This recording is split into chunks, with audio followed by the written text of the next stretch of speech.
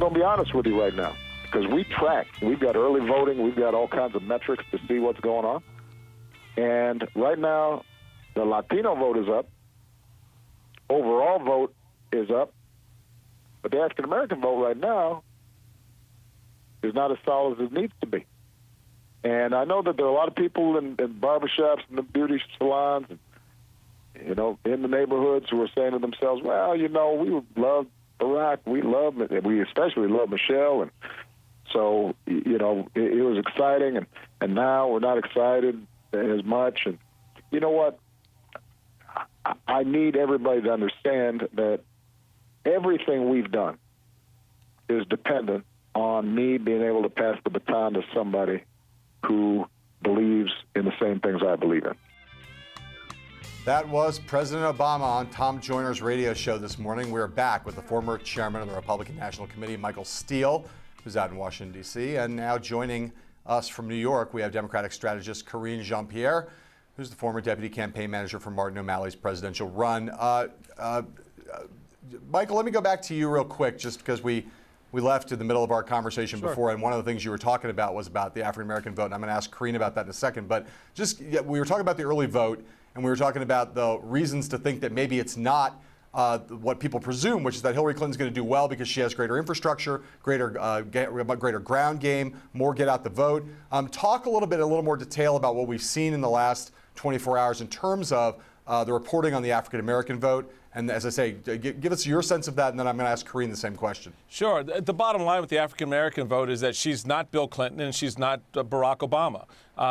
She's never had that kind of relationship with the black community, at least not in my neighborhood in Prince George's County. You don't hear the same level of interest, if you will. Folks don't like Donald Trump. There's no secret about that. But they're not enamored of Hillary Clinton as well. And the Clinton campaign, I think, banked on that black vote being there just because it was Hillary Clinton and Democrats and all of that. But black folks are looking at this race a little bit differently. And they don't have the same level of passion and concern. The numbers are off, it's significantly off if you consider the history in 2012 and 2008. And that's why you see Hillary now scrambling in states where she really shouldn't be at this point, trying to get that vote out. And, of course, the president on Tom Joyner's show reminding folks, well, I need to pass the baton to Hillary. And they're like, oh, okay. Okay. Karine, let me ask you that question. You look at you look at the reporting that we've seen, the big piece in the New York Times today. You see President Obama out. You look at his schedule, you look at where he's going. Yeah. He seems to be, and the Clinton campaign seem to be kind of tacitly admitting something that a lot of people have been concerned about in the Democratic Party for a long time, which is the thing that Michael Steele is pointing to is true. So do you think it is true that she has a real problem in these closing days with African-American votes? And if so, what, if anything, can she do about it? Well, here's the thing. I think, yes, there is an issue. We see it in the numbers. It's down in North Carolina with the African-American vote and also in Florida. But look, we always knew that she would get that percentage, right? That she would get the same percentage as Obama did. The problem that we didn't know, the question was, would she get that raw vote total? And that's what the early voting numbers are showing us, that they have to do a little bit more work. But there was this Slate article that was out on Monday, which I think was actually gave a really interesting insight. It talked about Sanford, North Carolina, right? A small town, 30,000 people, 30% of the electorate there is African American.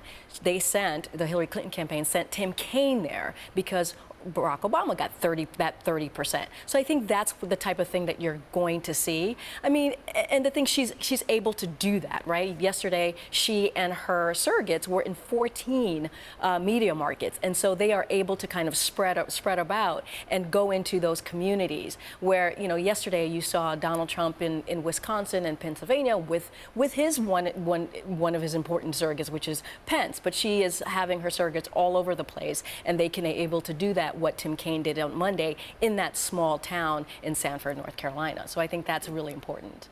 Right. So I guess the question, Karine, still is this, right? Nobody doubts President Obama in particular is a very powerful surrogate for for Hillary Clinton. But again, the big question has always been transferability. How much, if at this point, 6 days out, if African American voters aren't enthused about Hillary Clinton, and particularly in the context of her running against Donald Trump, What is Barack Obama going to be able to say or do in these 6 days that's going to change that in a measurable way? No, that's a great question. I think we saw that also in 2010, right? Does the president going out there speaking for elected officials who were running candidates, did that transfer? And it was that transfer didn't actually happen. But I think it's just they just have to continue putting their foot on the gas. They have the ground game, and I think that's what matters. Trump has the momentum, but they have the ground game, and they have, they're going to do souls to the polls. They're going to do the barber shop and beauty salon, as the president was mentioning, and they just have to continue to send out the president. He's going to be out there every day. Michelle Obama is going to be out there every day, and they just got to hammer home what's at stake in this election. Michael, go ahead, Michael. No, I was going to say, if I could just add to that, the key thing that's really preventing the black community to really kind of jump onto Hillary's bandwagon is that there are elements of Donald Trump's message that resonate with particularly a lot of black entrepreneurs. I've heard it, and I've heard them talk, the small business owners talk about that. So that's what's kind of created that extra level of hesitancy to just go all hog in on Hillary Clinton. I think if Hillary can pivot that message that she has, make it more specific to the black community in terms of entrepreneurship and ownership and opportunity, that may squeeze out that little bit of extra vote. But Donald Trump's message so far on that point does have some sticking value with some small businesses owners in the black community.